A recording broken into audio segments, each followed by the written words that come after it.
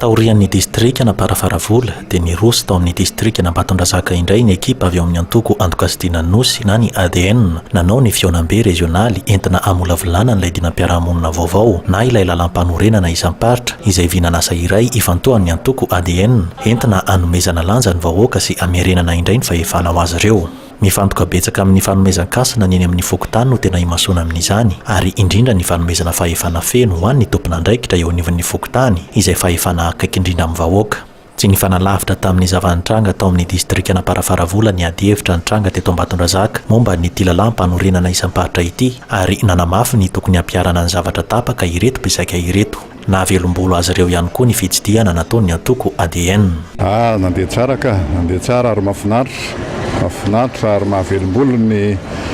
fomba fanaovana politika asa nano mampanao politika tanora azy nahoana fa raha zay aloha foto-kevitra dia mahavelombolo no avan'ity firenena ity. BTP ny azo andraisana ka nany fandraisana ny ady hevitra tao anatin'ny komision sy ny sisa rehetrarehetra dia azo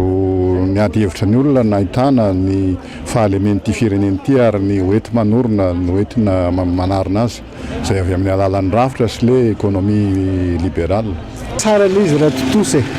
araka izay tokony lalàna fidianantsika ananazy tokony tanterahana tsara sy izay zavatra misy eo anatin'ilay firenena mba hampandrosan'ilay vahoaka madinika efa tena mijaly ilay vahoaka. Tsara ilay izy ka, tsara ilay foto-kevitra ka fa ny fanatanterahana sisa no andrasana. Azo raisina mihitsy izany ilay izy hoe ilay zavatra iainan'ilay vahoaka mba ho voavaha ilay fahasahiranana amin'ilay vahoaka madinika efa tsy mba ho safosafona fotsiny izany ilay izy fa mba ho tanteraka any amin'ilay vahoaka maro anisa ilay foto-kevitra hijoroan'ilay ADN. Ilay mahafinaritra ohatrany hoe mahaliana sady mampazoto mihitsy izany ilay latsaka ADN sy fa tsara be ilay programmany. Ilay programmany ADN dia ilay hoe fitantanana miainga avy any fotony amin'ny fokotany izay vao miakatra araka isaky nambaratongany avy. Ny fahitako an'ilay foto-kevitra hijoroan'ny ADN dia izay hoe mahafinaritra hoa, mety tsara mihitsy. Mety hitondra fampandrosoana ho an'ny firenentsika. Alidinka natao taloha dia tena mahafinaritra, tena mahavariana mihitsy iny. Satria ny antony hatra amin'izay ngamba tsy dia ary nisy dia ohatran'izao taminay aty fa ankehitriny kosa noho ny atao hoe fitiavana ity tanin-drazantsika ity dia samy tsisy manangona n'ilay vahoaka madinika aty ambanivohitra indrindra fitandrena vohitra Ambatondrazaka eto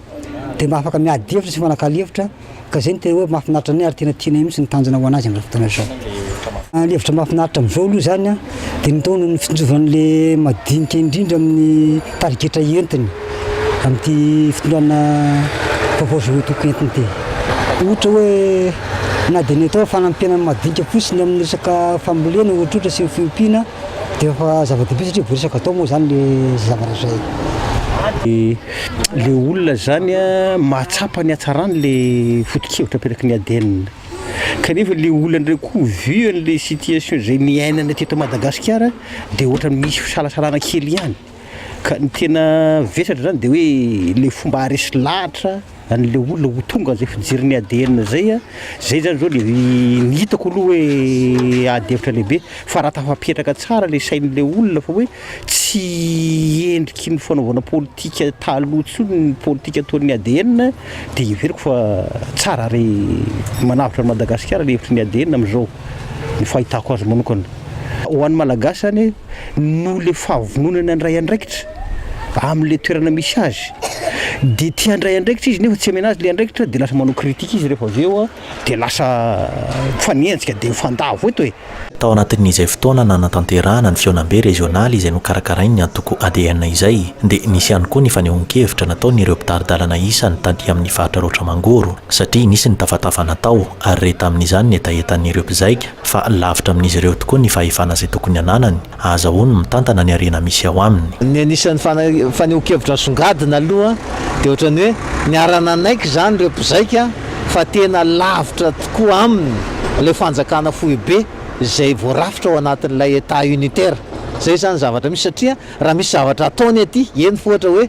hiakatrondro fotsiny izy ao amin'ny farihana loatra dia tsy maintsy makany amin'ny ministera ambony any a izay vao mahazo lalana momba zazavatra nefa zany ny zavatra ivelomandrareo anatin'le izy manaraka an'izay ihany koa anisany efa dradradradraina foana hatramin'izay a ohatra hoe route lalana RN 44 io izay anisany hoe mampangirihiry an'ity faritra loatra aty a fa tsy mety vita hoe tsisy miheno ve a iry zareo ativon'io faritra loatra dia izay no natonga reo manaiky ry zareo ny amin'ny hoe tokony apetraka tokoa zany a aty Ambatondrazaka zany hoe fanjakana maefa zany a mba